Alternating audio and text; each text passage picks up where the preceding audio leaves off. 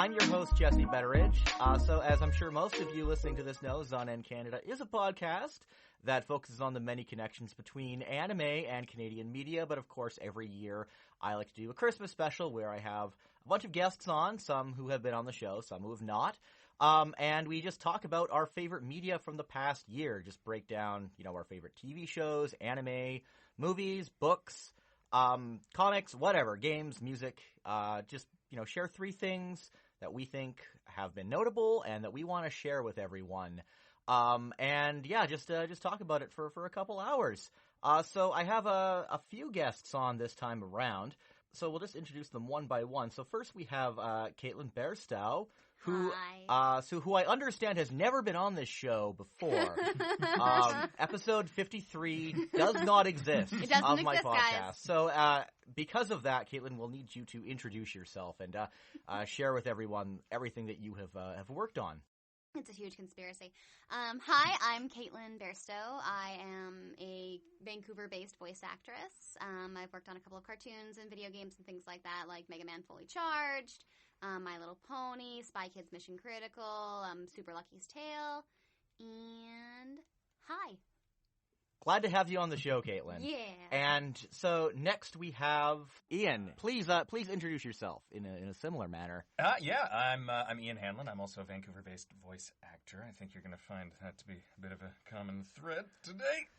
It is. But it's not a coincidence. No. But yeah, I've done a number of the Lego shows. I'm currently Owen Grady on Lego Jurassic World. I was in Nexo Nights. I did a season of Ninjago. I've been on Fruit Ninja, a bunch of video game stuff. I was in Far Cry 5, which was a cool game from last year. And yeah. Reminder that we're in Vancouver, and a lot of stuff does, in fact, get done here. This is true, yeah. Yes. So much stuff. So Cole we have next, I believe. Cole Howard. So Cole, could you run through... you've been in quite a bit of anime. Yeah, I've been in quite a bit of anime. That's kind of where I started, working as a dubbing ADR voiceover actor in Calgary. But since moving out here, I'm trying to think of the anime stuff I've mostly been a part of, which is like Beyblade, and I don't know exactly what I can talk about and what I can't either. I was in so Beyblade was the big one, and then other stuff. I don't know. I did a bunch of voiceover stuff for Marvel Superhero Adventures and Fruit Ninja, like Ian said, Mega Man, like Caitlyn said. The cat is out of the bag on the Dragon Ball Z Kai stuff. Great. Fantastic. It's sitting in a vault, and we'll never hear it. Yeah, we'll never hear that, but I got to play Android 17, which is like a childhood dream. What? Yeah, I wanted to be Trump. I didn't know that. I know. What? I know. It's a whole thing. I did. Yeah, well, of course you did. Of course, yeah. Caitlyn knew before I got the job. Also, he says Marvel superheroes, but what he means is he is the voice of Spider-Man. I am YVR's Spider-Man. This is true. You did okay. Spider-Man. You were in Mahime too, right? I was in Mahime. That was way back in the day. Mm-hmm. That was one of the first ADR gigs I ever had, and it was wild. And recent Gintama dub for the third That's season. right. Thank you for reminding me, Jesse. Yes, I was in Gintama, which was also wild to do, and it completely shredded my voice. Brutal. And, amazing, and like a terrifically fun show to do, but holy Hannah, that first episode. Oh, I'm still amazed that you guys were even able to produce anything from that. You and me both. And we also have Brian Doe here. Hi, yes. Brian Doe, actor, voice actor, common thing going on. Timber Spruce, My Little Pony, Equestria Girls, also in Beyblade Burst. What else have I done? Did a couple of Barbie movies. I was in an episode of Supergirl earlier this year. I do a little bit of on camera as well. Did a Homeworld video game ages ago. So, yeah, I'm really happy to be here. Yeah, great. I'm happy to have all of you guys on. Have you had how's your year been? Good. It's been a year. It's been good. It has been a year. 2019 has. Peaks and valleys, man. It's always we peaks got a and dog? valleys. Yep. We did get a dog. Ooh. That's my highlight. Not all year. 4 of us. No. Yeah. Just us. Yeah, we adopted a rescue dog from Korea named Nestor, and He's a character. Wow. But yeah, he's been a beautiful little journey this year, and that's been one of the cool highlights. That's all I remember. Nothing else. I moved into Caitlyn's old apartment, Yeah. which is great. Which is great. And now I'm their neighbor. Ian and Caitlyn, that is. I'm their neighbor, which is wholesome and wonderful. I was saying to them earlier, I almost adopted a kitten today. A 3-month-old kitten named Liam. I went to the Vancouver Cafe for the first time today. Ooh. And he wouldn't get off my lap. There's a video on my Twitter feed if you go there. I was just reviewing that. It's adorable. Shameless plug. Well, it's funny too because like the thing is most of the stuff we've worked on this year hasn't come out yet. So we can't talk about it. You can't talk about it. Yeah. So it's like it's always funny because in talking about like what did you do this year, it's all the stuff you did. Yeah. Last year. I was going to prod you guys on a couple things, and I'm just like, no, this is just going to be incredibly awkward if I try to do that. So let's talk about my last quarter of 2017. Exactly. Because boy, can I tell you things. Yeah. I was in Japan for Halloween. I went to speaking of animal cafes, I went to a rabbit and otter cafe that they had there. Did you touch an otter? What? I did touch an otter. It was weird. They have like little leather glove hands, That is- right? Yeah. Oh. That's so cool. Yeah, it's I'm not so sure about some of those animal cafes in Japan, but it was an experience for sure. But that was a fun time we had over there. That's quite a combination too. Yeah. Yeah. The tarantula one wasn't doing very well, last I heard. Really? That's too bad. Tarantulas are great. Yeah, let's just kind of get to it, I guess. So we'll go around the room and we'll just have each of you just share a few pieces of things that you enjoyed from this past year. Anyone? We'll go one at a time. Does anyone want to go first? I'll go first. Okay. All right, Caitlin. Okay. Get the ball rolling. 3 things that I really enjoyed this year of the media variety. My first one would probably be the live-action film Hustlers. Yeah. Mm-hmm. It is phenomenal. I went and saw it with Ian and our friend Sunny Westbrook, and Cole was supposed to come. Oh, look at Brian was there too. Basically, almost everyone in this room, but Cole couldn't come. Okay. I had a good reason. I've heard good things, but I missed out on this movie. So good. Yeah, It's great. It's to take the subject matter of essentially these are women who are career strippers, and they decide they go through basically like the 2008. It's 2008, right? 2008. Yeah, 2008 recession or of the crash of the market, and basically they go from like being able to survive off of their like money that they were making from stripping to like no one's coming to strip clubs anymore. They're all struggling, and so the subject matter is how they essentially take advantage of guys by kind of getting them really drunk and later on actually like drugging them with roofies to get them drunk enough and inebriated enough that they would come back to the strip club with them and spend a bunch of money and buy a bunch of expensive alcohol so that they could make money. And Stealing without stealing. Stealing without stealing. And it's a true story. Well, it's based off a true story. And for the subject matter of that, it ends up being extremely like heartwarming and sweet. It's very much a very sweet kind of female friendship movie. It is the anti-Big Short. Yeah. It's like the flip side of the Big Short, you could say. And it's very sweet. Yeah. It stars Constance Wu and J-Lo, who are great in both the roles. They're just phenomenal. And it's directed by a female director, and it's for basically having the subject matter of this is about women who are strippers. The movie manages to be so not objectifying and so not male-gazy, and the women are always very powerful, and it really focuses on their relationships and their friendships, and I liked it so much, and it was so sweet. It was great. You should see it. It's so great, and so worth seeing. Yeah, that's one I missed out on. I kind of forgot about it, but I'll be sure to check it out. Is it on like VOD or anything yet? I don't know. We saw it in theaters, so I don't know. I think we saw it maybe like 2-3 months ago, so it's probably pretty soon. All right, it takes like what, 9 days for things to hit VOD. Pretty much. And it has a really good soundtrack. It does. It had a really great soundtrack, a mix of like really cool, popular songs and classical music and ambient. It was just good. It was a great movie, shot, acted all around. I liked it so much. My second pick for 3 pieces of media that I really liked this year. The second one is a Netflix cartoon series called Seiss Manos, Oh, yes. It is an adult cartoon series, very anime-esque in its style. Kind of very reminiscent of kind of like the Spawn cartoons or like even like a darker Legend of Korra. And it's this really great story about these 3 orphans in Mexico are taken in and living with a man from China who like came to Mexico to like run from his past, and he like raised them and trained them in martial arts and everything. And it kind of starts there and spins into this crazy action adventure with like drug cartels and demons and just kung fu treachery. It's awesome. It's really, really good. If you are jonesing for like an adult action like fighting show, it is really fun. The fight scenes are great. The animation's pretty. The story and the characters are all really interesting. And it's all 30-minute episodes, so it's so refreshingly bingeable with how short the episodes are. Yeah. Versus sitting there for like, okay, let's put on another hour-long episode.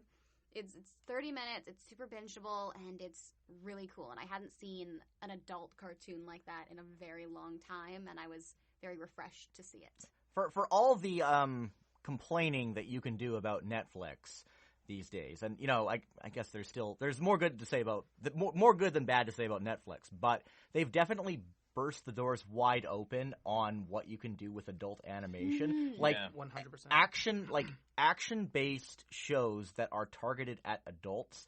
They weren't a thing outside of like DC direct-to-video movies. Until Netflix started greenlighting things like Seiss Manos and Castlevania. Which is the same company who did Castlevania. Same company. Which also, like, a really good season 2 came out this year, and it's really cool. It's a nice, because like Seiss Manos, sorry to jump in, but like please. We started watching it. We're like, oh, this is kind of interesting. Let's watch the first one, and then we'll sort of put it down. And we ended up binging through the entire first season in like 3 hours because it is so just accessible, and it was kind of this neat, like, it was like if Robert Rodriguez made an anime, like a 90s like Ninja Scroll kind of anime, if he had been involved in it. It's that kind of vibe. It was really cool. Yeah. And it is nice. That's the one thing that I really am enjoying about streaming services, because they're not necessarily held down by the network rules of showing and censorship and stuff like that. We can get interesting things like that. We can get an R-rated, like, adult animated fighting show. Like, I'm really excited to see what new stuff they have coming out. Like, I know Alex Hirsch is now on a multi-year deal with them, the guy who did Gravity Falls. And his biggest complaint with Disney when he was working for them was that, like, he was always saying, it's like, they just wouldn't let me do stuff I want to do sometimes. They let him do a lot on Gravity Falls. They let him do a lot, but not as much as he wanted. Yeah. Well, that's the thing. It's like, it's not even just a matter of censorship. It's just business models and economics behind animation production. People don't think that teenage market is there. Exactly. People do not think that teenagers consume media the way that kids and adults are targeted. Yeah. Like, especially with animation, networks do not believe there is any market for like the 14 to like 17 audience. Yeah.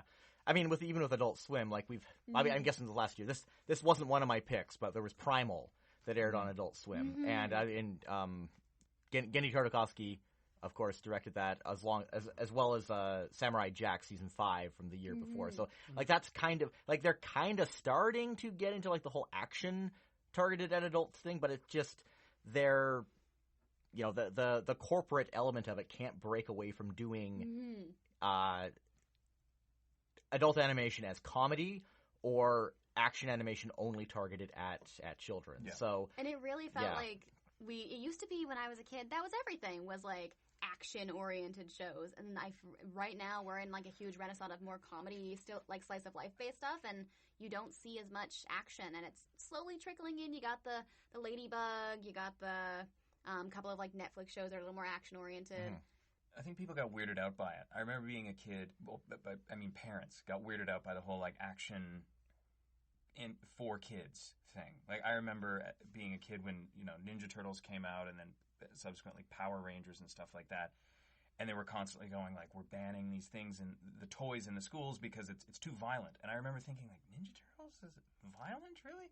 I mean, you go back and you watch those things now, and it's kind of quaint to think of those as violent. Ninja Turtles was scandalous in the UK. Oh yeah, well they had to change them to the Hero Turtles there. I remember. Yeah. But like Ninja is scandalous. Yeah, well, and so you end up getting this sort of watered down version of action that we all just got very used to for a long time. I mean, you watch the first few X-Men movies, the live action ones, and you have a character whose superpower is 6-inch kitchen knives exploding out of his hands, and all he ever uses them for is like cutting through chain link fences until you know, he's been doing it for 15 years, and they finally make a movie like Logan 2 years ago, which opens up with him being exactly what he's always been, and everyone's like, oh, it's so violent. And you're like, well, yeah, that's...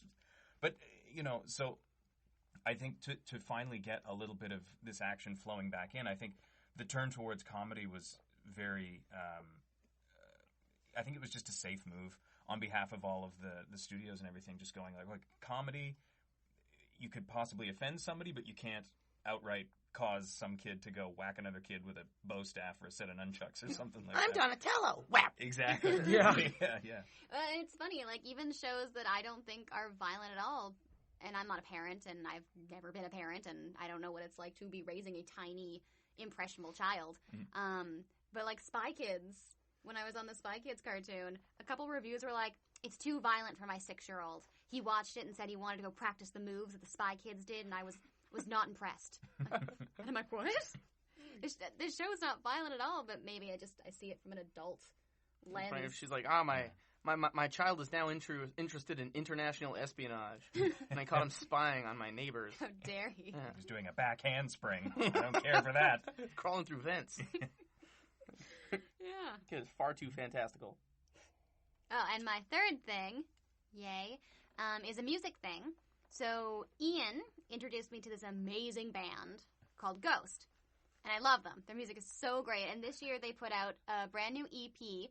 They were on tour, and we went and saw them, and like it felt like a week before we went. Shy of a week, yeah, they were on tour. They released this new EP, and right before we saw them, and it's called 7 Inches of Satanic Panic, and they're a metal band with like the background of like, we run like a evil Satan Pope church. It's very tongue-in-cheek. Very tongue-in-cheek. It's very, especially the newer stuff, there's a lot of humor behind it. They know they're kind of doing a bit and like playing the game, which is really fun. And they released this great album. Well, it's not an album, it's an EP with 2 songs on it, Mariana Cross and Kiss the Goat. And they're just such good songs. They're kind of like 60s throwbacks. They're kind of poppy. They're kind of go-go dancey. I really like them. And if you like, well, like they're metal, but they're not like screamo metal. They're like melodic metal. They're almost more akin to like rock. So if you like a Blue Oyster Cult, it's that kind of like, it's very listenable. It's, you can hear what he's saying. Yeah. It's that kind of, it's very, if you're someone who doesn't know if they're into like metal or rock and roll or something like that, it's a cool kind of a nice entry point. Yeah, it's very accessible. Especially these 2 songs are quite poppy even. Yeah. But they're really nice songs, and I really like this band. So if you like kind of rocky, kind of metal, kind of pop music, you should check out 7 Inches of Satanic Panic by Ghost, because it's great. Mm-hmm. Not sponsored. Like them a lot. Those are my 3. Cool. All right, I'll hop in. Go ahead, Ian. Yeah, it's my first of my 3 was the movie Shazam. Which I just thought was so much fun, and especially coming out of DC and their universe, their film universe.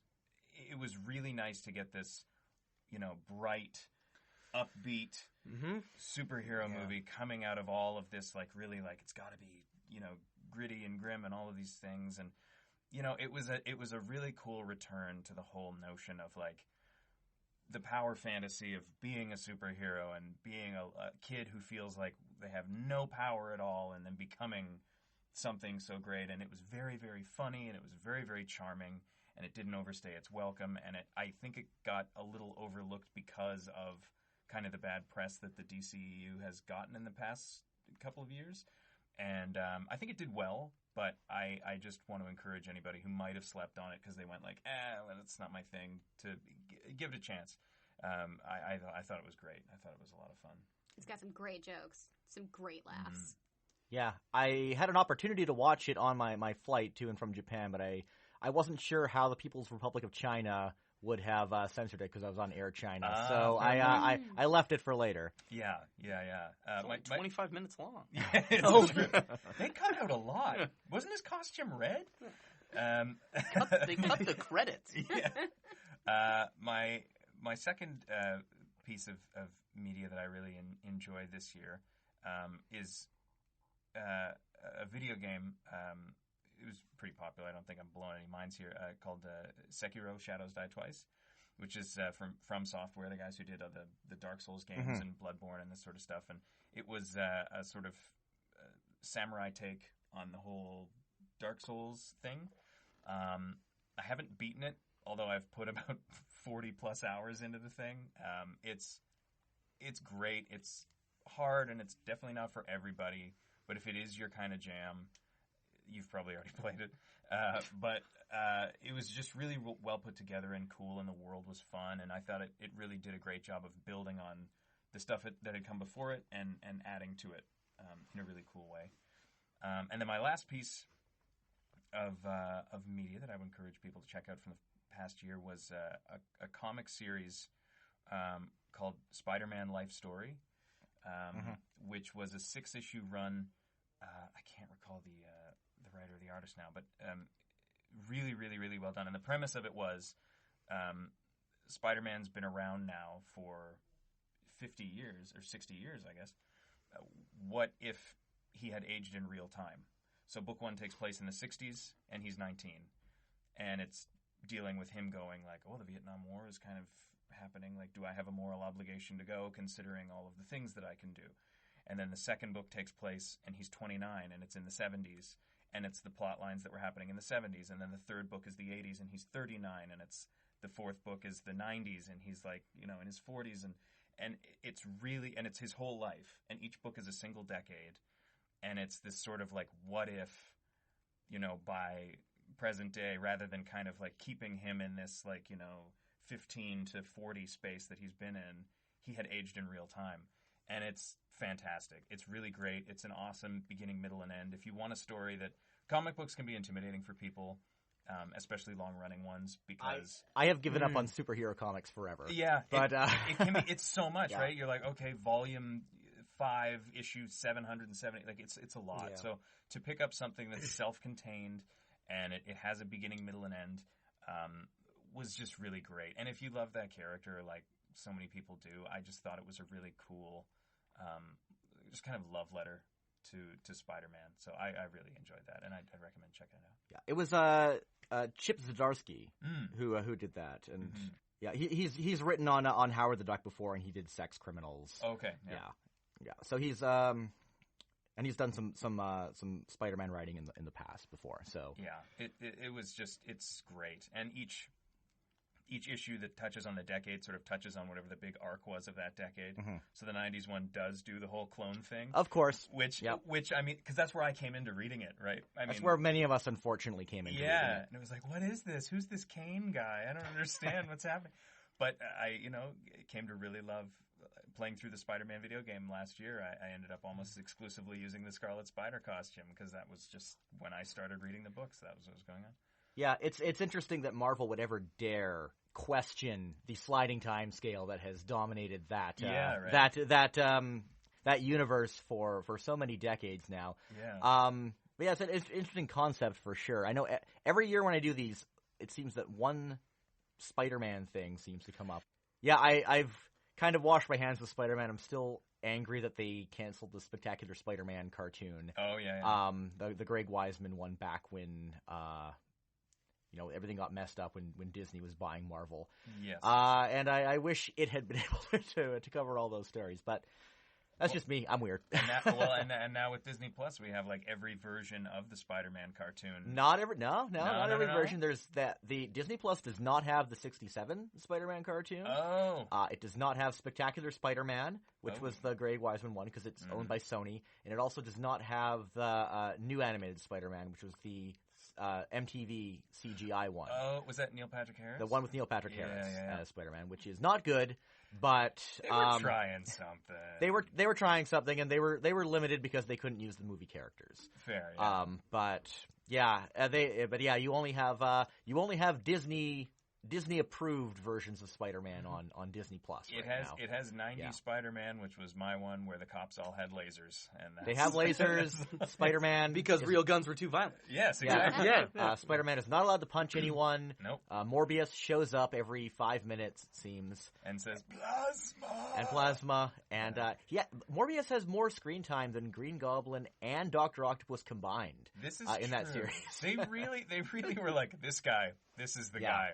We want suction cup hands. That's what we want. The character that their censorship standards would not allow to actually function properly within their cartoon. Who's the most difficult character to use? Let's use him almost exclusively. And everyone is like super buff and can barely move properly. Yeah. Peter, you look good. I've always looked good. Oh, that's right. Everyone here is built like a linebacker. Yeah. Well, what say you, Disney-approved Spider-Man? Mm-hmm. Yes. Oh, yeah. Yeah. Oh God, this is all going to be very pale in comparison to the last two collections of 3 things, which were really well thought out. And this was really challenging for me because I hardly listen or watch or do anything contemporary. Like, I'm still kind of listening to the same music I listened to in high school, which, just really lets you into the Beatles. Yeah, lots of that. Yeah. Are they a big thing? They were when you were in high school. Yeah, they were. Okay. All right. Here's what I came up with on my way over here. From last year, I'm very much into. Well, okay. Let's get this one out of the way first. I'm sorry, this is an editing nightmare. That's fine. Honestly, it's Christmas time. I'm just gonna let all this fly. This is reality. Let it all fly. This is reality. What life is like. So I want to quickly bring up season 3 of The Dragon Prince on Netflix. Oh yeah, you do. Oh yeah, yeah. You do. You gotta. Not the least of which because I'm in it, but mostly because I think it is exactly what I wanted to see out of a high fantasy animated series. It is so well thought out, meticulously thought out, and they know what they're doing with all the characters and all the arcs, and it's just kind of awesome to watch. It's awesome to watch, having been in the studio and listened to things, and then see it a year and a half later and see where they've gone with it, and see how they brought it to life on screen. The animators are just magicians. I was lucky enough to go and screen the whole 3rd season with the animators from Bardell, and just watching them all glow and beam about seeing how well their work translated onto screen is just it's one of the more humbling aspects of this job, because I get kind of wrapped around the yoke of okay, auditioning, show up to a studio, record the thing, get out of there, and then rinse and repeat, and you kind of have a luxury of forgetting that there's a whole army of people behind the thing that you get to voice that are working their butts off to make it look as good as we make it sound. Hey. No, they just did the most amazing work, and it is visually stunning. So anyways, Dragon Prince season 3. Cole, while we're on it, could you talk a little about your work on the show? Sure. I play a very incidental little character named the Crow Master, and they just I don't know how it happened. This is the story that I'll maintain. This is why I've come back in all the seasons for some reason, because he is a really mean-nothing character for the most part. But the first time we went in, and this speaks to why this show is good, Jason Simpson and I are in a scene together. He plays Lord Viren, and we lay down this scene as written, and then in between we're just kind of riffing and goofing with one another. And the showrunner who's in there, he kind of puts down the talk back, and he was like, just do that. Whatever you guys are doing, just do that. And then we just kept riffing. And literally every time I've come back, it has been okay, let's get the first take as written, and then we're just going to goof around with it because – and it shows. There's an organic energy to the whole script and every episode, because they were really comfortable just giving us the reins and saying, go for it, perform. And that is a joy. That's all I've ever wanted, is someone to give me a microphone and say, perform. Oh, Ah, be still my beating heart. Well said. Yeah, that's what I'm all for. So yeah, that was The Dragon Prince season 3, now streaming on Netflix. Very good. The second thing. You know, on my way here, I was going to say I really enjoyed watching the impeachment proceedings. Hey, it's not over yet. That was well produced media. But I won't say that because that's boring. Although everyone should watch Adam Schiff's closing statements from 2 weeks ago. It was wild. But I was gonna say The Mandalorian. I know it's getting a lot of heat right now. It's not necessarily underrated by any stretch, but The Mandalorian, it's again one of those things where I sit back and I'll get lost in it, and I'm sitting there thinking like, this is exactly what like 8-year-old Cole wanted. This is exactly what I wanted. Like, it is a spaghetti western in space with like the most iconic armor, and like it's still got the Star Wars crossfades and like fade outs, and it's just kind of perfect. Jon Favreau, if you're listening, thank you, man. You've recalibrated a whole bunch of childhoods. It's pretty fascinating. So The Mandalorian, maybe Disney Plus in general. What do you think? What do you think of the service overall? Well, I'm grateful to have friends who have it, so I don't have to pay for it. Now they're gonna crack down on that soon. Well, I'm sure. Yeah, it's just gonna. Sorry, you've reached your limit of going over to Ian and Caitlin's house. You can't. Aren't you glad we're neighbors? They live so close together. No, but so the first time, I'll make this anecdote short, but the first time I watched the first episode of The Mandalorian, the episode ends and we're all kind of geeked up about it. And I was just like, hey, just scroll through because I want to see what the catalog looks like. And it's like, oh, this is all my childhood. It's all here. Yeah. Like, it's insane to look at that catalog and like it's just gobsmacking. Yeah, madness. Yeah, I've heard a few nitpicks, like some shows are listed out of order. Sure. Yeah. We're watching. But when you have an immense catalog like that, it's gonna happen. We're watching Gravity Falls, and a couple of episodes are censored for some reason. I heard about that. Yeah. I mean, buy the Blu-ray set. Still the best way to experience it. Yeah. And you can watch all the Gargoyles on there. Gargoyles is in the correct order. So good. Yeah. And got a lot of heat. Anything with Keith David.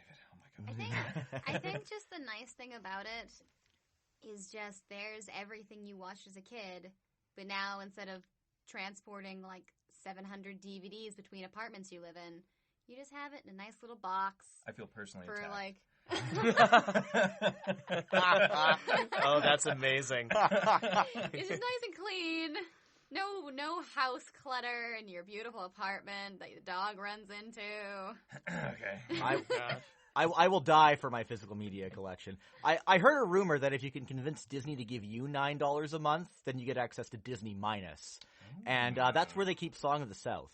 And the Michael Jackson episode of The Simpsons. It's in there somewhere. Yeah. One day they'll give it back to us. It's in the vault. I can't co-sign any of this. The other vault. Yes, pretty much. This all has to be. Well, we were looking today. we were flipping. Was it today or yesterday? We can't make our beautiful, wonderful Disney overlords now. No. And this all has to be cut. But we were the show isn't owned by Disney yet, so don't worry. We were looking. Was it yesterday? Oh my god, I'm never working. And on Peter Pan, they've got a little disclaimer on it, like owning kind of like it's like, oh, this may contain culturally outdated references. Yeah, I took issue with they put a disclaimer on it, but they didn't actually change the movie. I don't know. Okay, because like that's the way you should do it. I agree. Yeah.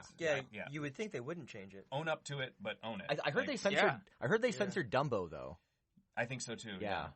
What part? Oh, never mind. That part. That part. Split second. Sorry.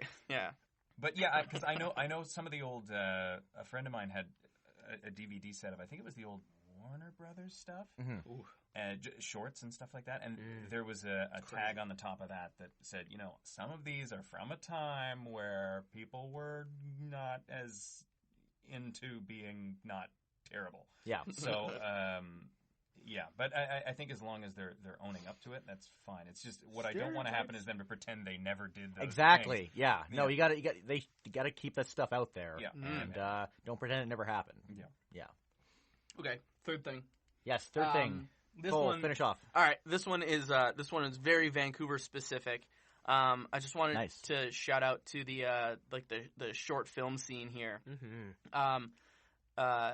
I've had the distinct pleasure of getting to know a bunch of people who make short films, and they're just inspired and like thoughtful and careful about what they make. And I mean, I wish I could shout out ones in particular, but like Tokyo Lovers.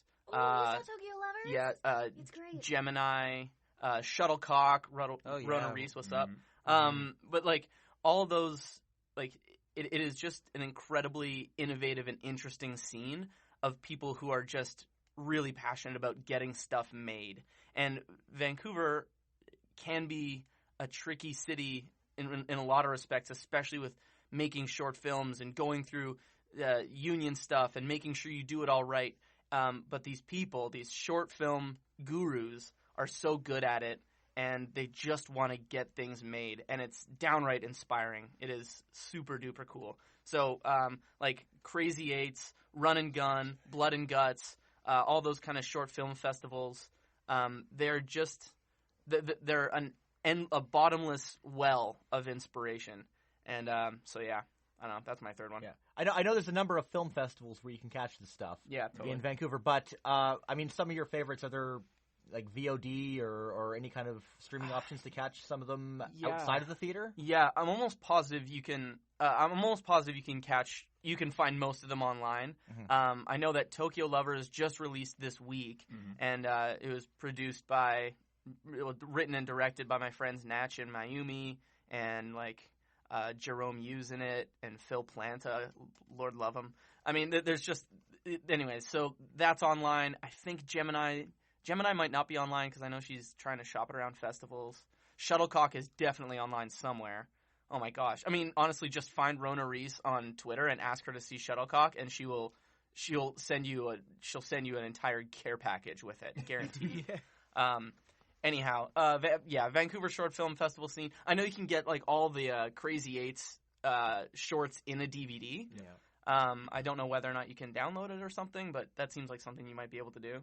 I don't know. Anyways, I think if you go on their website, right? They have something, Yeah. and they might. They must. That sounds about right. Yeah. Listen to Brian. He knows what he's talking about. Well, let's move on to Brian. He really doesn't. Yes, Let's move on to Brian's opinions for Brian's this year of opinions. 2019. Well, I wanted to talk about Crazy Eights, but you beat me to the punch, so I have to find something else. We got overlap, which is totally What fine. do we But do? that's one of the things that I always enjoy doing every year. It's one of the things that I really look forward to going to every year. The Crazy Eights film gala, the after party at Science World is amazing.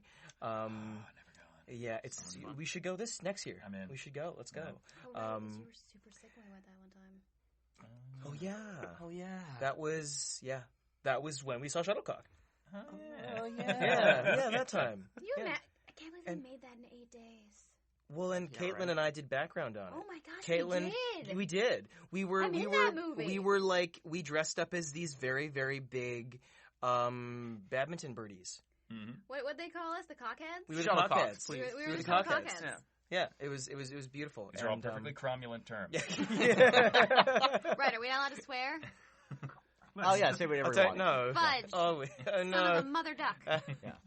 Man. If I find out we're allowed to swear now after I've gone, I'm gonna be furious. Let's just The furious. Yeah, so I really enjoy the Crazy Eights. There was one film that I really, really liked in particular, Parabola. Lee Shorten directed that. Yeah. That was beautiful. Mayumi Yoshida and Hiro Kanagawa were both in that, and they were great. And he wrote that, and Lee wrote and directed that, and it was just amazing. I also teach. I coach kids out of two places at Rogue Studios and on the mic acting. And one of my students, or people that I coach, she auditioned for a Crazy Eights film, and basically what ended up happening was she booked one of the leads, and it sucks because I can't remember the name. But seeing her on film was really, really cool. Yeah. Just to see like how far she's come and what she's been able to accomplish, and I don't take any credit. It's just being able to see someone that I know. Take some. I don't want want to take a portion. Please don't make me. But so Canadian. and to it's true. You're so nice. Eh? You're so You're such a nice. nice Eh? boy, eh? Very, very nice. But so my second one as well. I think I might just talk about independent film for all three of these. Go for it. Because the second one that really stands out to me is also another dear, dear friend of mine by the name of Lisa Ovie's, who also owns Rogue Studios, which is a studio that I teach out of. But she directed, produced, she wrote it, it was her idea. I may be totally off base here, but I know that she had a huge hand in creating the project. She also acted in it. It was a movie called Puppet Killer. Oh, dang it. Yeah, I wanted And to see that I so badly. saw the Vancouver screening back in October, and it was fantastic. And they're winning awards all over the world. Actually, they're touring now the film festival circuit. Lisa's been super busy just going to all of these different places, and it's been really, really huge. And Vancouver Horror Show. yeah, she was at the Vancouver Horror Show. Yeah, that's Megan Hemingway. Shout out. Yeah. And it was amazing. And it's basically this, Puppet Killer. The title of the film speaks for itself. I don't really want to spoil it, but Is there a puppet? Oh yeah. Is Voiced by Lee Majdu. Really? Yeah. Oh, that's beautiful. awesome. It's awesome. He kills it. Yeah. It's great. He's awesome. Literally. Yeah, he really does. And he's in it too. He's in it on camera I as love well. that guy. So Nice. it's really cool. To be seen in the upcoming Sonic the Hedgehog. Yes, Sonic the Yes. Hedgehog, and I really hope everyone goes to see that too. Hey, Yeah. because of with everything that happened with that. Sonic's back and out of the uncanny valley. Yes. Fewer teeth. And oh man. And Jim Carrey's here. Yeah. I just really wish we could film Cole Howard right now. I just. We I'd can take a put pants picture. back Can you on. imagine? Yeah, right. Yeah, Could've we're taken a all, picture we're all and I wearing could've pajamas, used that guys. as, That's like, what we're the doing. image. We're title gonna need image this for the last. episode. My Well, parole they'll- officer can't know I'm here. We'll take time to social the media after. Yeah, he's time coded. I'm not supposed to be. Coded. Where are the beeps? Oh, I have one more. Where are the beeps? I can't count. I saw another independent film at the Vancouver International Film Festival that was not done in Vancouver, but it was called And Then We Danced, which is one that I think I may have You mentioned. mentioned that to me. Yes. Yeah, and it's basically about I'm gonna probably butcher this, but the country of Georgia. Yeah. And traditional Georgian dance, and how for the past 50 or so years, male Georgian dance has really evolved from being incredibly soft to Robitussin. Wait, I don't think I can say Robitussin. That's product placement, isn't it? Not Oh, well. sponsored. Not sponsored. Cough. They'll never know. Cough don't worry. medicine. Sorry. It's fine.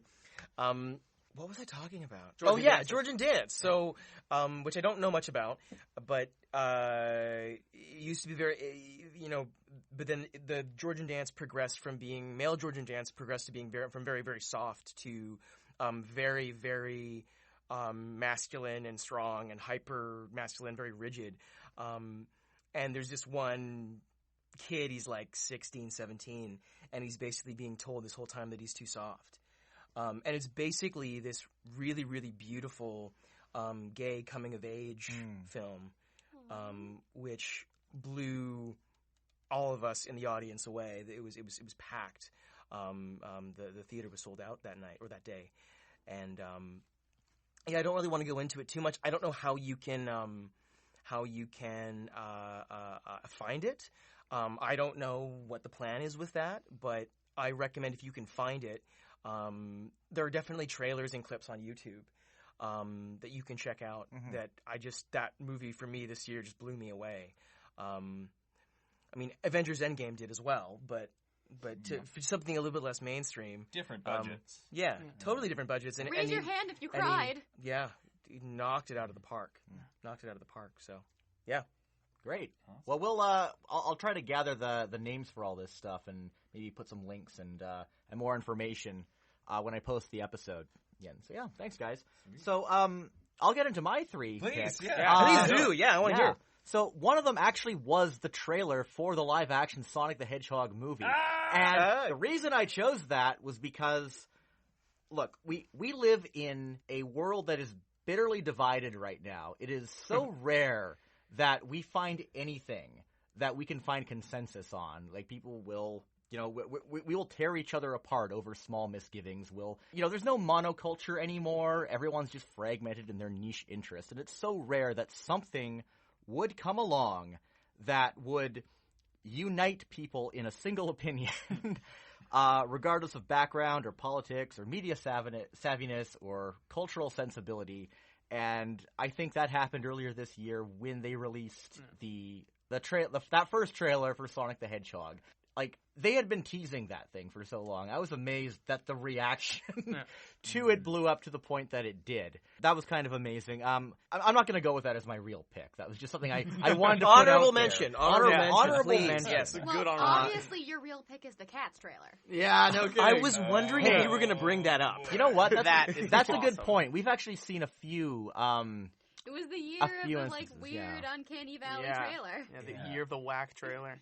Yeah, we've gone into I love interesting that trailer. directions with what we're trying to do with CGI. For a minute these there, days. everything looked like Superman's upper lip, and it was really creepy. It still does. I'm so excited to see the finished version of that madness. I want to see Cats so bad. Oh my it's gonna god! be great. I'm more excited for that than I am Star Wars. Don't at me. Oh, man. Don't at me. here It's we gonna go. be amazing. I'm really excited for these so good. weird dancing human cats. Memories. Yeah. Okay, so my first pick is another Netflix original animated series that we saw launch and end this year called Tuca and Birdie. Oh, Yeah. So, Rip. yeah. So as like we were saying before, Netflix has definitely opened the door for adult animation to do things that weren't seen as like business friendly before. Mm-hmm. They've definitely broadened what you can economically do in adult animation that the traditional broadcast model definitely doesn't allow. And allowing more adult targeted action animation is one of those things. But with Tuca and Birdie, we saw a show that, just in terms of what you can do with an adult comedy, took an approach to it that I don't think could have happened, or at least not originated in more of a traditional broadcast sense. You have this animated show that's, it's about two women who, they're birds, and they are roommates, and then they, one of them moves out, and it's following their friendship as they sort of work through the very different directions that each of their lives are going in. And you have this show. It is unapologetically focused on female characters, focused around people of color. All the characters are anthropomorphized, different types of animals, mostly birds. This is, of course, not a spin-off of BoJack Horseman, but from some of the same creative team that worked on that show.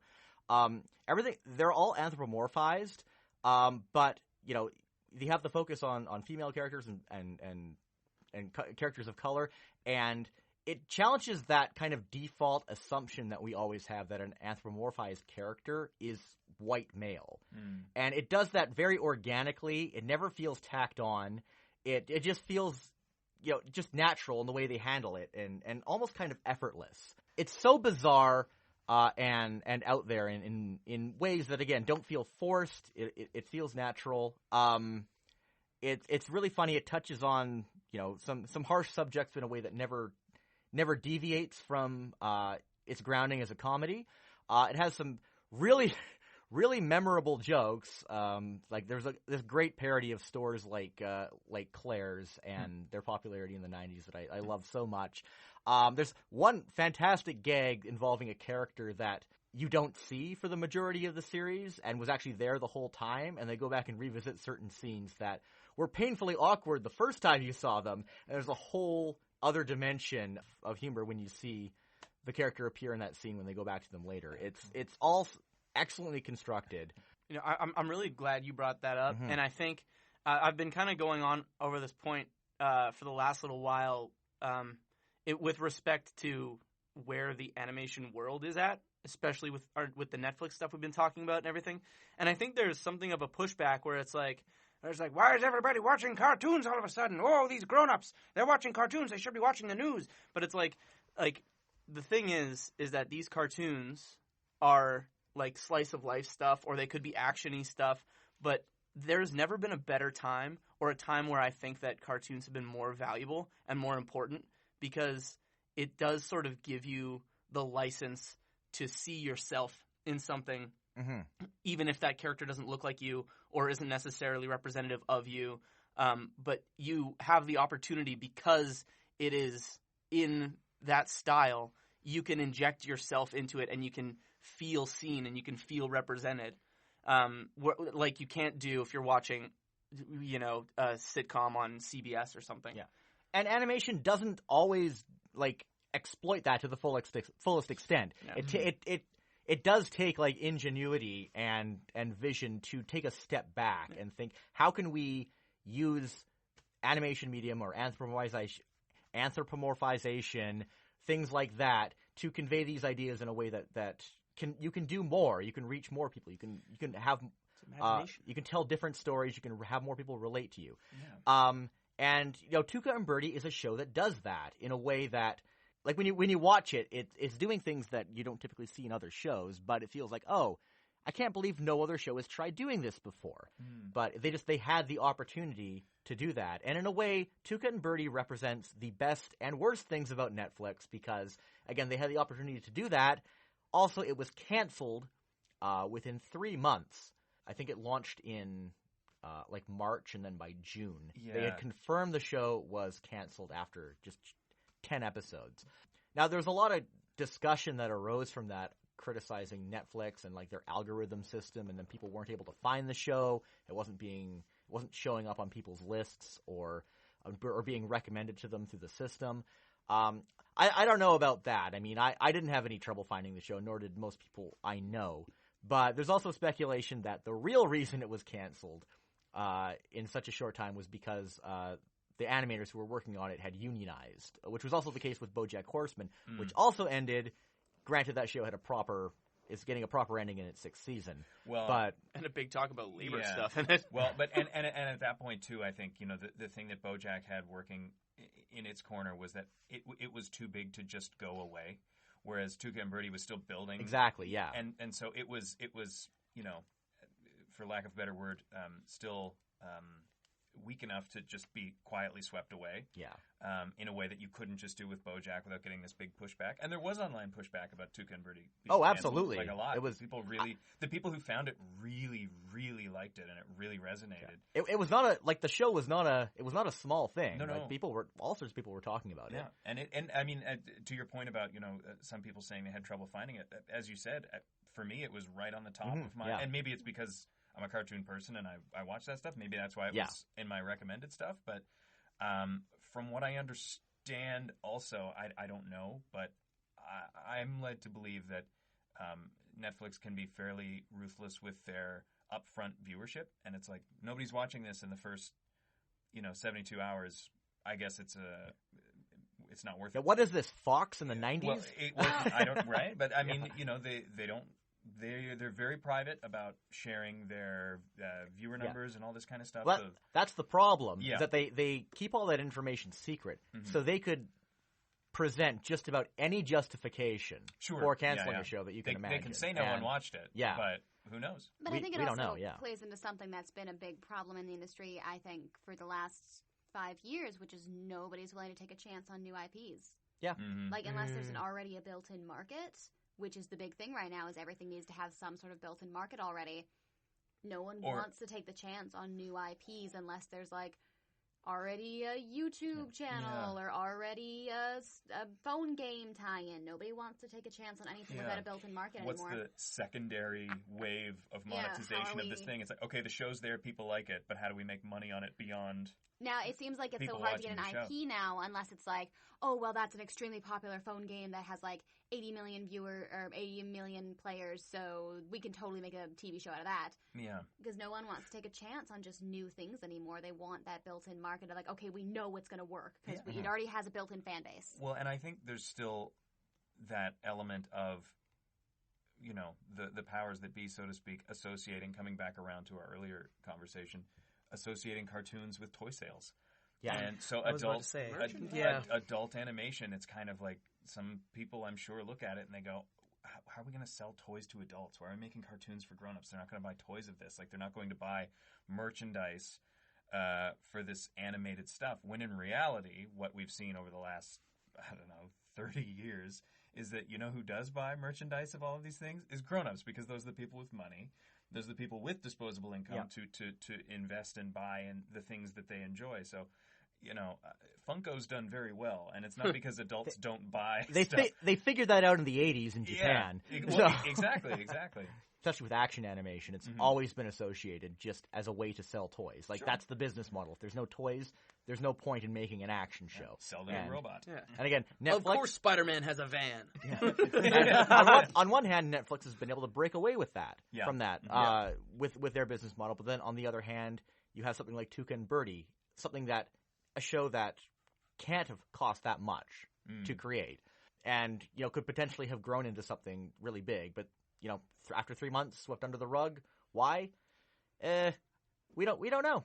And I think we're right to be suspicious. And frankly, I'm kind of surprised that no one else has picked it up either. I was Googling it earlier because Lisa Hannawalt, the show's creator, she seemed pretty confident that the show would be able to find another home and continue, because it's not completely owned by Netflix. They can potentially have it picked up by someone else. I thought for sure Adult Swim was going to get it. I'm kind of surprised that they didn't go for it, especially sometimes those legal tie-ups can be weird. Yeah. I mean, even Disney Plus is like, we're not getting Sorcerer's Apprentice till next year because legal tie-ups are. I'm not sure if I buy that one.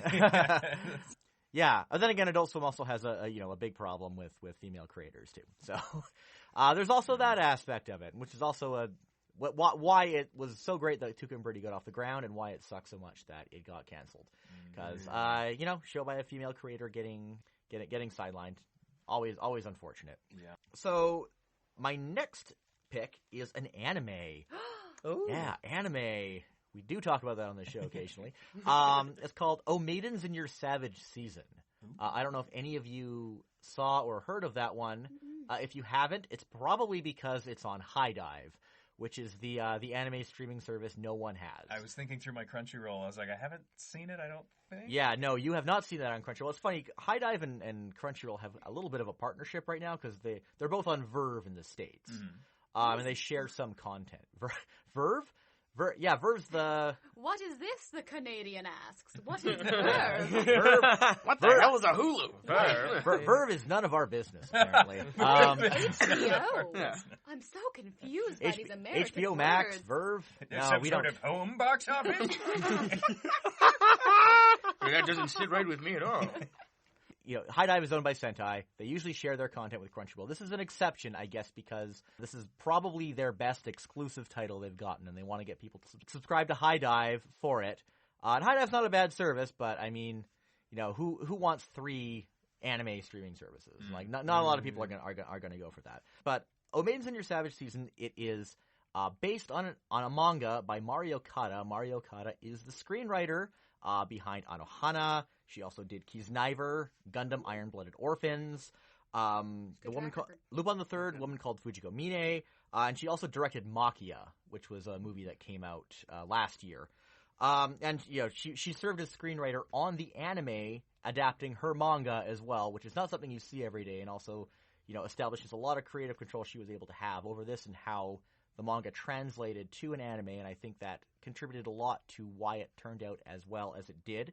So, Oh Maidens in Your Savage Season, it's about 5 teenage girls who are all in a high school literature club, and they basically use it as an excuse to read porn to each other. The club at the beginning of the series is unsupervised. That changes later when they blackmail a teacher into supervising the club for them.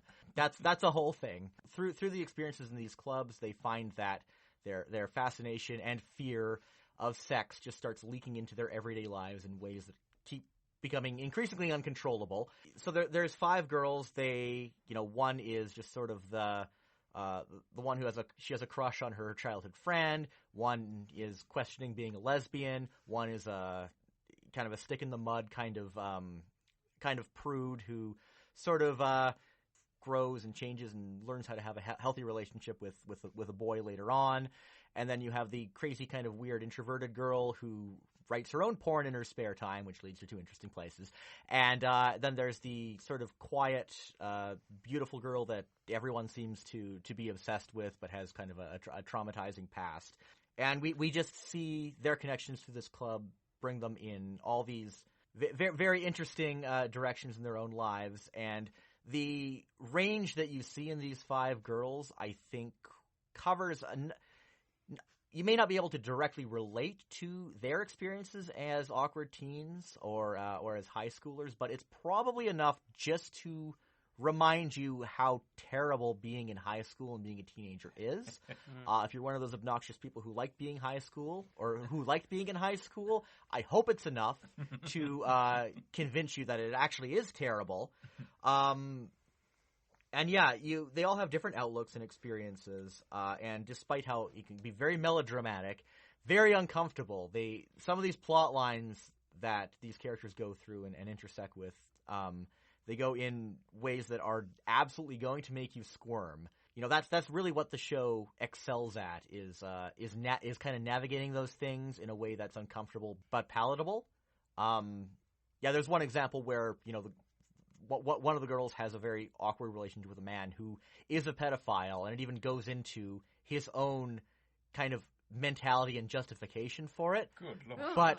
But it handles it in a way that, you know, is easy to stomach and makes it clear that, like, this is bad, but we're still getting the perspectives on these characters and, you know, how it's affected them and how it affects their relationships with others and how it's setting off in good and bad directions. It could all fall apart or become like really negative in a very easily if it was handled poorly or even it was adapted poorly from the manga. But it's all handled expertly, and in some ways better than the manga. I think they actually find ways to make some of the material more palatable without actually compromising or losing anything.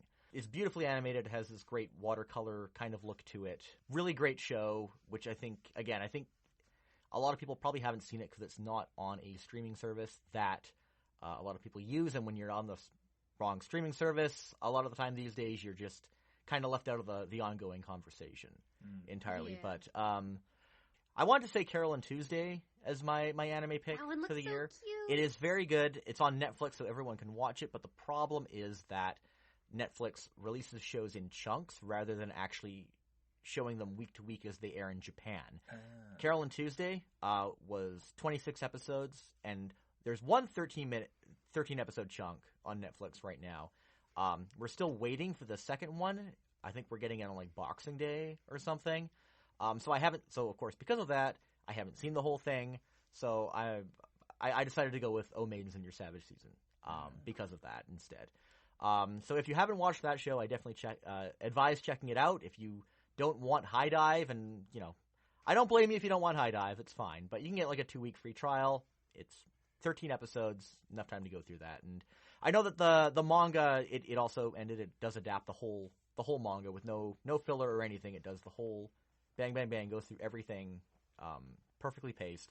The manga, I think the last volume does have like a little extra side epilogue at the end, which wasn't animated, so I wouldn't be surprised if they do a little animated epilogue in like the last Blu-ray, and then you have to buy the Blu-ray to see the last little bit, which, you know, it happens sometimes. It's anime, of course.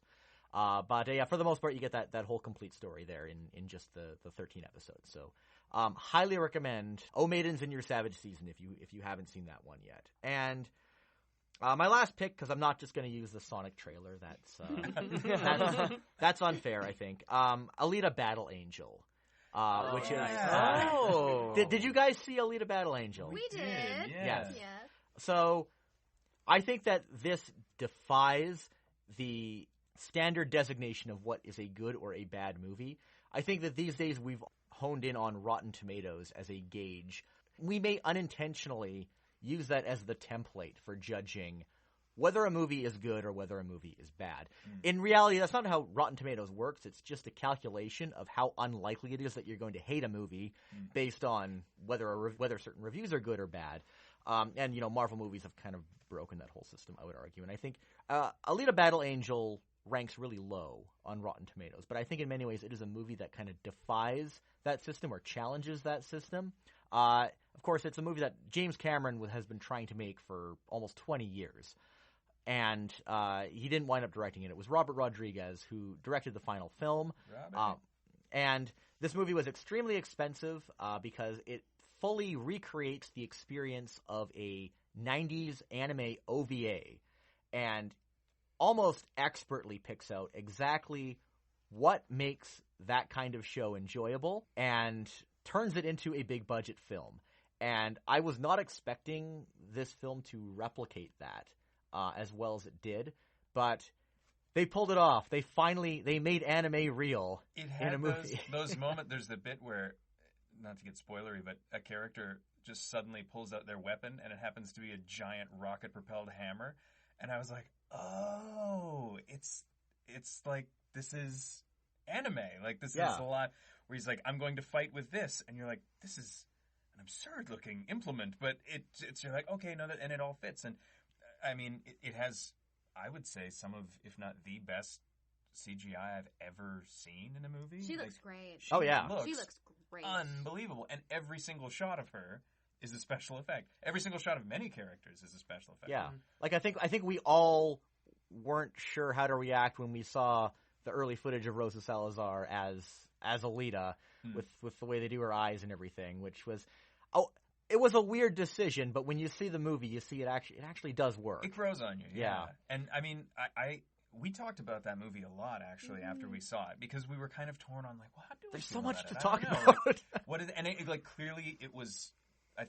I think one of the things working against it was how expensive it was to make. Yeah. Because it needed to make so much back in order to, because it is kind of like the beginning of a bigger piece. Yeah. So I think it kind of has that uphill battle to fight of like, okay, it's got a lot to set up, but it also needs to be its own thing and all the stuff in it that works really well is spectacular. Like the CGI is great. A lot of the character stuff is really good. She's terrific. Yeah. I specifically love when James Earl Haley's character is introduced. He has like the gigantic shoulders and tiny head. Yeah. And it's so great because he's wearing like a giant trench coat over it, which actually is more conspicuous than if he just walked around with his cyborg body. And I thought, like, yes, that's perfect. I love it. It was like when the Ninja Turtles would put on the same rubber mask and walk around as four dudes in trench coats. Yeah. I think for me the only thing about that movie that like I was like, okay, well, it was quite long, but the sport. I was like, I wanted more of the sport or less of the sport. But I think just the amount of it that was in there was just lopsided for me. That was something from later in the manga that they kind of retrofitted in. It felt like it. So I mean, we're lucky that we got any of it in that sense. Yeah. We're probably not going to get an Alita sequel. It's a movie that was 20 years in the making, and unfortunately, it did well in China, but it didn't do well in the North American domestic box office. When did it come out? What time of year? Was it came out in February. Yeah, I was going to say. But that's the dumping ground year for sure. Actually, I think more January now is the dumping ground. I think we're starting to see actual good stuff starting to come in February. When did Live by Night came out? That's where they put the stuff that they don't believe in. Yeah, but Alita, unfortunately the movie is just it was so expensive to make that film. And there's so much more of the manga to tell. They could easily do 2 more movies, if not more. But it just does. Even if it made a profit, it just doesn't cross that threshold where it makes sense to make another one. Also, Alita Battle Angel was the final film put out by 20th Century Fox before they were consumed by Disney. Right. So if it does come out in the future, it will be a Disney film. It's on Disney Plus. It is? I wondered why it was on there. Yeah, that's okay. That's why it's on Disney Plus. Yeah. You can, if you subscribe to Disney Plus, you can watch Alita right now. It did make me want to track down the original books. Yeah. And read it because I really liked all the stuff about the fighting style, like the Panzer, and it's like this fighting style designed specifically for like robot body. It was cool. Like there's lore in it that's just great. There's a lot of thought put into intricate details that I think really make certain parts of that movie work a lot, which like the robot, the Panzer robot fighting is so interesting because it's actually just, here is a fighting style designed for a body that is so much stronger and so much like able to move differently than a human body, and that's really fascinating. And that you can break, and it's okay if it breaks. Like, it was interesting. And like the fact that like it's okay if you break, so like sometimes it's good to use that. All that kind of like all the stuff about her past and history, I thought was very fascinating. And I love the action sequences in it are really fun.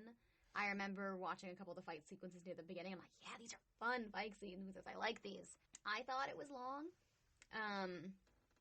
And also felt weird about the sports stuff, but I really liked how she looked. I really liked how she looked when she was first her porcelain body that was all like decked out, and then they put her in like the robot fighting suit. I thought the entire movie, I'm like, she looks great, and I like her, and I could watch more of her. There are other things I would take and leave, but I quite liked her. And in that Uncanny Valley vein again about like the Sonic stuff, and you were mentioning, you know, the stylistic choice of giving her the big eyes. It very quickly became not weird. To me, watching it. Like she's interacting with lots of other human characters who don't have the big, huge eyes. And pretty quickly, just because of the time and effort and money that went into designing and doing all of the digital work, you just stop noticing. It just stops being weird. She stands out, but she also fits in. It was really, really well done. Yeah. Unfortunately, if they made more of those films, we'd get to see Jennifer Connelly as a brain in a suitcase. But we're never going to see that now, in all likelihood. And then she could have got her second Academy Award. Yeah. Or I guess Disney Plus live action series. Hey, come on, do it. If you want to read the rest of the manga, there's like the whole hardback collection. You can find. I think most bookstores have it. The whole thing's on digital ebooks as well. You can get the whole series. So, and that's much cheaper to get it as the digital series. So yeah, that's everything I've got. I had an idea. Yeah. Just as a quick thing. Sure. Could we maybe each very quickly just say one thing we're looking forward to next year, media-wise? Just like to. Oh, or is that another thing? No, go for it. I think we usually do that in the episode, and I completely forgot. So thank you, Ian, for reminding me. You start. You start. You suggested this. I need to think of something. So something, I think it's coming out next year, but even if it's the subsequent year, I'm really excited for the animated film adaptation of Junji Ito's Uzumaki.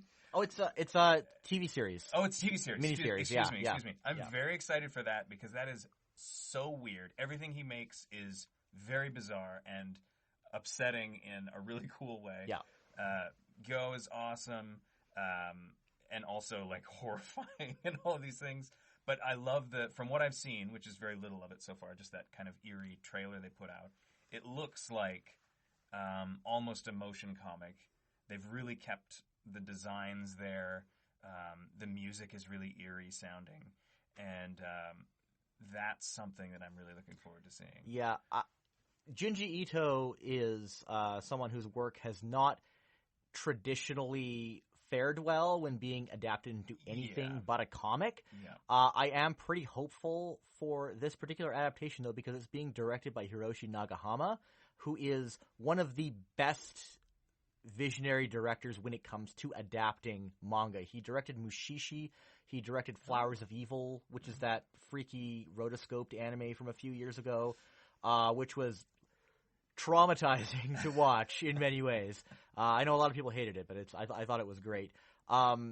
He's done many great adaptations. He has never disappointed us with an adaptation yet, and he always does something different and innovative. If anyone can figure out how to make Junji Ito's work in animation, it is that guy. So I am really looking forward to that myself. Yeah, that's I'm hoping we get it on Adult Swim in Canada because Adult Swim Canada has they have all Adult Swim originals, but this is an Adult Swim co-production, so it's unclear if this counts as something that they're going to run, and they usually don't show the anime. I'm sure we'll have it on a streaming service at some point. But, yeah. I got one. I am looking forward to Trolls World Tour. Don't at me. I love it. Trolls, that Trolls movie is my guilty pleasure. It is my exact perfect favorite kind of trash.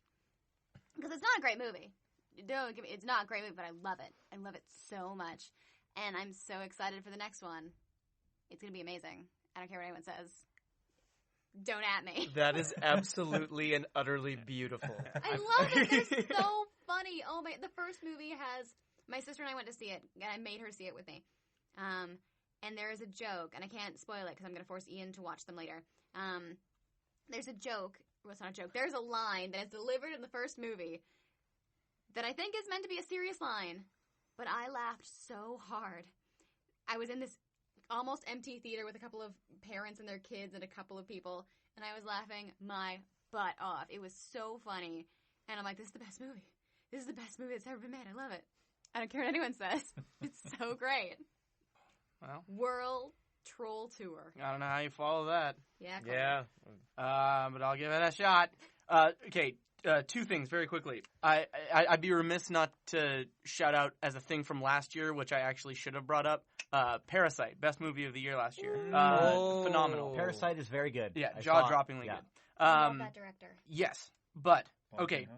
Thing I'm looking forward to next year, or it's not next year, but it's coming up very shortly, is the Witcher series on Netflix. Oh, yeah. Oh, yeah. Witcher 3 is far and away my favorite video game.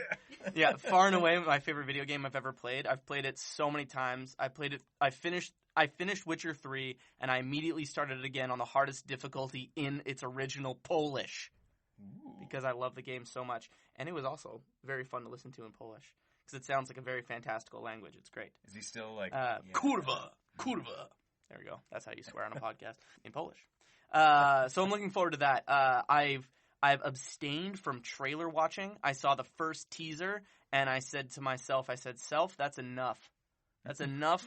You are just gonna wait, and when it comes out, you're gonna watch it, and I'm extremely excited because I haven't seen anything more than the original teaser, and I'm just ready to be surprised or disappointed or whatever. But it's a tricky thing to do in today's culture, is like to not see trailers or to not see things that are going to spoil shit. Like, I've worked so hard to not watch any Star Wars stuff. Me too. And it is so hard to do. We were Terminator the other day, and the trailer came on, and I stuck my fingers in my too. ears and went, for like 2 minutes. Yeah. Well, that's the thing, because they're all super duper long. They're like short films, and you're like, yeah, okay. And a lot of them spoil the films. Everything. So, yeah. It's like, wait a minute, Darth Maul has a double-sided lightsaber? Exactly. That's like twice as good or half as good. I can't tell. Harder to use. I've never been a purist. Oh, Anyways, Witcher and Parasite. Fucking love that. Well, I mean, I also don't watch movie trailers anymore. Good. So I've stopped too. Yeah. So I honestly, as all of you were talking, I was Googling films coming in 2020. And apparently there's an Artemis Fowl movie coming in 2020. Ooh, no kidding. And I love the book series. So I'm going to say that I'm looking forward to the Artemis Fowl movie in 2020. Did you do a book report of an Artemis Fowl book? No, and apparently there's like another book that I have not read. Oh. I was at the library the other day because my printer broke down. So I was printing something off, and I saw that there was a book that I hadn't read, and I'm concerned. Shout out to local libraries, by the way. Yeah. I'm reading a fantastic book called The Library Book, and it is amazing. I'd highly recommend it to anybody. It is a love letter to libraries. Yes, It's support great. your local libraries, Yeah. please. Yeah, They're absolutely. wonderful. Yeah. And printing's cheaper than Staples. That's that weird. It's true, yeah. That's that weird thing, though, Brian, of when you like a book series, but the author's like in their prime, and maybe you read one of their book series, and then you like go away for like 7 years, and you come back and they've written 6 more, and you're like, wait, what? Like, I started reading a book when I was 14 that I loved. It was like my favorite like childhood book, and I read. There was 2 books in the series, and the third one was supposed to come out, but the author was still working on it. And he was still working on it and still working on it, still working on it. So, like, flash forward to, like, 4 years ago, it finally comes out. Like, years, like, over 10 years later. And because the book was so big that he had to split it into 2 books. So both books finally come out. And I'm just like, there's more books in this series I adored as a child. And I don't know if I can go back. Because I reread those first 2 books so many times that rereading them again is almost not satisfying because I know exactly what's happening. So it's almost like I don't want to keep reading because I'm like, I already seen it so many times. But I'm not aware enough to jump into the third book. So I found myself in a weird lock space. So that's that weird... Yeah, so that's that weird thing of, like, the author's still alive. So if you just give it, like, 8 years, there'll be more books. I'd also like to take this opportunity to plead with Pat Rothfuss to please release The Doors of Stone, the third book in the Kingkiller Chronicles. I'd very much appreciate that in 2020, as would many others. Thank you. All right, and return my calls, Pat. Yeah. So I guess the thing I'd be looking forward to the most in 2020 is the final rebuild of Evangelion movie. Oh, it's yeah. finally happening. Yeah. It's happening. That's right. In June. They can't end it. It's too much of a cash cow. I think they'll find some way to drag it out after this, but this rebuild has to end. It has to. It's ending in Japan. It's playing in June 2020. Hopefully, we don't have to wait an entire year for it to come out here this time. That'll be good. Yeah, but I am definitely looking forward to finally seeing Anno put an end to that one. I hope it is a big weight off his shoulders, and I hope he can finish it and get to work on Shin Ultraman even faster, because I want to see his Shin Ultraman. It's going to be a good time. Anything else people want to throw out before we wrap up? Did that Skeleton Bookkeeper anime come out this year, or was that last year? Hana-san? Yeah. Oh, that was oh, God, how long has it been again? I think it was last year. Well, you should see it anyways, so good. because it's great, Yeah. and I love it. Hot older guy. Hot older guy! So good. That show is great. Skullface bookseller Honda-san. Each episode's about 15 minutes, I think even less. One thing that I loved this decade, there was a brief period where we were getting lots of fantastic short anime that were like anywhere between 2 and like 10 minutes, and it's all gone now. There's like you get a couple every season, but they're just like porn basically. But like the good stuff, like the Oji-san and Marshmallow and Wakakazake and all those shows, they came and went. That was an interesting phenomenon this decade. This is a kind of it's not an end of decade show. I'm hoping to do one more episode before the end of the year, but yeah, we are wrapping up on 2019 here. Sorry, the 2010s rather than just 2019. I cannot believe that. I wouldn't be surprised if we saw more of that short form stuff moving forward, because I think so much of the stuff is still working off of the traditional broadcast model, which has to be 22 minutes so that you can But now so much stuff is streaming. It can be as long as they want it to be. Yeah. You can have episode 1 be 45 minutes and episode 2 be 10 and episode 3 be 50 and episode it can be whatever it needs to be now. And I think once people start wrapping their heads around that, we're going to get some interesting stuff in terms of length, and maybe some of these shorts will be more. Yeah, I mean it'll take a while in Japan because broadcast is still king there. Yeah. But NHK.